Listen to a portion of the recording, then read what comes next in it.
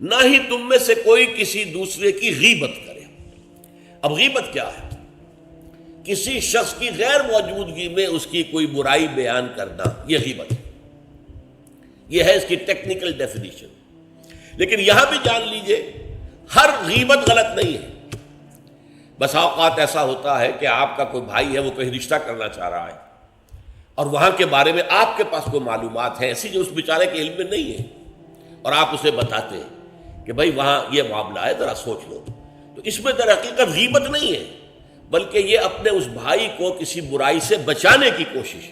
اس میں اس کے ساتھ نصح اور خیر خواہی کا جذبہ ہے، نہ کہ ان کو بدنام کرنے کا جذبہ۔ اگر کوئی سبب ہے ہی نہیں اور آپ بیان کر رہے ہیں تو یہ غیبت ہے۔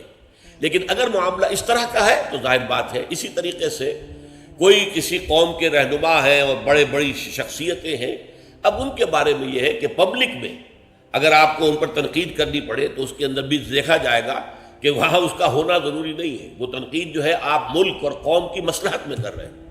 تو گویا کہ اس طریقے سے غیبت کی ہر شکل جو ہے وہ حرام نہیں ہے۔ البتہ ایک خیال لوگوں کو بڑا غلط ہے، وہ میں ایک حدیث کے حوالے سے اس کا اطالہ کر دینا چاہتا ہوں۔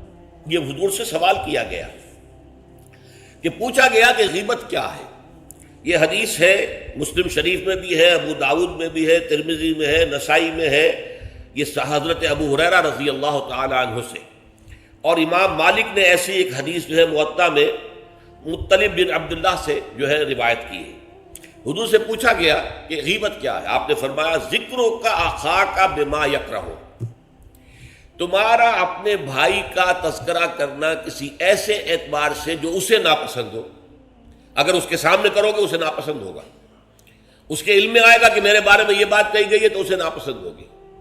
ایسی بات کا اس کی غیر موجودگی میں بیان کرنا۔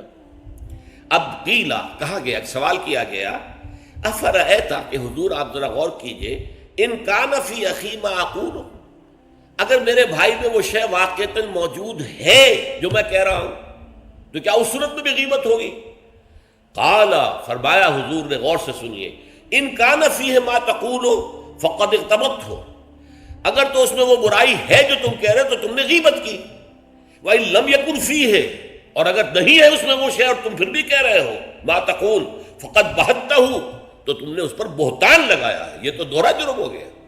اس میں کوئی خرابی نہیں ہے، برائی نہیں ہے اور آپ بیان کر رہے ہیں تو یہ تو بہتان ہے۔ البتہ کسی میں کوئی برائی ہے، خرابی ہے، نقص ہے تو یہ در حقیقت جو ہے آپ کا اس کی غیر موجودگی میں بیان کرنا، یہ غیبت ہے۔ تو اس اعتبار سے غیبت کی جو برائی ہے اس کو اچھی طرح سمجھ لیجئے، اور یہ ہمارے معاشرے کے اندر بہت پھیلی ہوئی ہے یہ شے۔ بلکہ یہ کہا جاتا ہے، صحیح کہا جاتا ہے کہ وہ کئی کورسز کا ڈنر ہونے کے بعد جو ہے پھر جب گفتگویں ہوتی ہیں تو معلوم ہوتا ہے کہ سب سے زیادہ لذیذ ڈش جو ہے وہ ایک دوسرے کی غیبت ہے۔ اور ہوتا کیا ہے، شادی کا کہیں پر مجمع لگا ہوا ہے اور جو ہے وہ ابھی بارات نہیں آئی ہے یا کوئی اور مسئلہ ہے، بیٹھے ہوئے ہیں، تو جب 3 آدمی بیٹھے ہوں گے تو کسی اور کی غیبت کریں گے، اور جب ان میں سے ایک اٹھ کے چلا جائے گا تو اب یہ دونوں اس کی غیبت کریں گے۔ یہ ہمارے معاشرے کا عام رخ ہے، یہ ہمارا جو ہے یہ گویا کہ سب سے زیادہ ڈیلیشس ڈش جو ہے وہ غیبت ہے۔ تو اس کے لیے شدت کے ساتھ روکا گیا، اور اس کے لیے جو پھر تمثیل دی گئی ہے، اَيُحِبُّ أَحَدُكُم أَن يَأْكُلَ لَحْمَ أَخِيهِ مَيْتًا فَكَرِهْتُمُوهُ، کیا تم میں سے کوئی شخص اسے پسند کرے گا کہ وہ اپنے مردہ بھائی کا گوشت کھائے؟ تو اس پر تو تمہیں گھن آ گئی، تمہیں بہت برا لگا۔ کوئی شخص گوارا کرے گا کہ اپنے مردہ بھائی کا گوشت کھائے؟ لیکن سوچئے کہ ایسی تمثیل کیوں دی گئی؟ یہ اللہ کا کلام ہے، بغیر کسی ربط کے تمثیل اور تشبیہ جو ہوتی ہے کسی ربط کی بنیاد پر ہوتی ہے نا، ورنہ تشبیہ اور تمثیل کا فائدہ کیا ہوا؟ ربط کیا ہے؟ جیسے ایک مردہ اپنے دفاع پر کے قابل نہیں ہے، آپ ادھر سے بوٹی کاٹ لیجئے، ادھر سے بوٹی کاٹ لیجئے، پڑا مردہ ہے، آپ پوری اختیار کے ساتھ جہاں سے چاہیں اس کی بوٹی اڑا لیں۔ اگر وہ زندہ ہو تو وہ ہاتھ لگانے دے گا آپ کو جسم کے اپنے کسی حصے کو۔ بعین ہی یہ معاملہ ہے، آپ کا بھائی موجود نہیں ہے اور آپ اس کی عزت پر حملہ کر رہے ہیں، مانوی شخصیت پر حملہ ہے۔ اس جسم کی نسبت مانوی شخصیت زیادہ قیمتی ہے، زیادہ اہم ہے۔ آپ اس کی مانوی شخصیت پر، اس کی عزت پر حملہ کر رہے ہیں، اور وہ قادر نہیں ہے دفاع کرنے پر۔ اگر وہ ہوتا اور بات کرتے، اور یہ چیز پسندیدہ ہے، اگر آپ پبلک کے اندر اس کے منہ پر کہیے بات تو معلوم ہوگا بلکہ اس میں جو پسندیدہ ترین بات ہے وہ یہ ہے کہ کسی بھائی کا کوئی عیب ہے، علیحدگی میں جا کر بتاؤ، بھائی تمہارے اندر مجھے یہ نقص نظر آ رہا ہے، برا نہ ماننا، میں نے تمہاری اصلاح کے لیے کہا ہے، مجھے تم سے کوئی قد نہیں ہے، دشمنی نہیں ہے۔ یہ نہایت پسندیدہ بات ہے۔ اس کو کہا گیا المسلم مرآۃ المسلم، ایک مسلمان دوسرے مسلمان کے لیے آئینے کے مانند ہے۔ جیسے آپ آئینہ دیکھتے دیکھتے رہے یہاں کوئی داغ لگا ہوا ہے، دھبا لگا ہوا ہے، آپ اسے دھو دیتے ہیں، ہٹا دیتے ہیں۔ اسی طریقے سے ایک مسلمان کو اپنے مسلمان بھائی کے لیے آئینے کے مانند ہونا چاہیے کہ وہ اسے اس کی خرابیوں پر، اس کی برائیوں پر مطلع کر دے۔ لیکن یہ اطلاع جو ہے یہ ہوگی خلوص کی بنیاد پر، خیر خواہی کی بنیاد پر، اسے ذلیل کرنے کے لیے نہیں، اسے بدنام کرنے کے لیے نہیں، بلکہ یہ کہ اس کے سامنے علیحدگی میں، تنہائی میں بات کی جا رہی ہے۔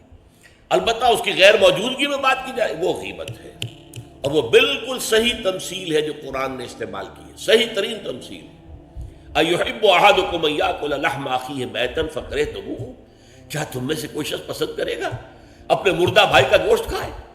بالکل اسی طریقے سے وہ تمہارا بھائی جو محفل میں نہیں ہے، وہ اپنی عزت کے دفاع پر قادر نہیں ہے۔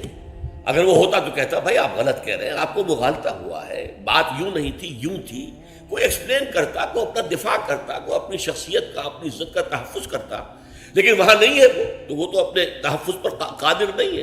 لہذا یہ غیبت در حقیقت معنوی سطح پر وہی شے ہے جو مادی سطح پر کسی مردہ بھائی کا گوشت کھانا ہے۔ فَكَرِهْتُمُوهُ، یہ تو تمہیں بہت برا لگا یہ بات۔ بلکہ اکثر لوگ کہیں گے کہ ایسی مثالیں جو ہیں، کیا ماذا اراد اللہ بہذا مسئلہ، ایسی تمثیل دینا، کہیں گدھے کی تمثیل دی گئی ہے قرآن مجید میں، وہ یہودی جن کے اوپر تورات کا تو بار تو لدا ہوا ہے، تورات پر عمل نہیں کرتے، تو ان کی مثال کیا ہے؟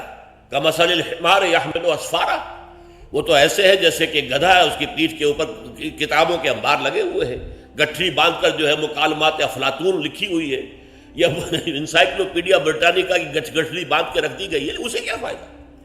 اسی طرح سورہ اعراف میں کتے کی مثال دی گئی ہے، کہیں بچھر کی مثال دی گئی ہے، کہیں بکری کی مثال دی گئی ہے۔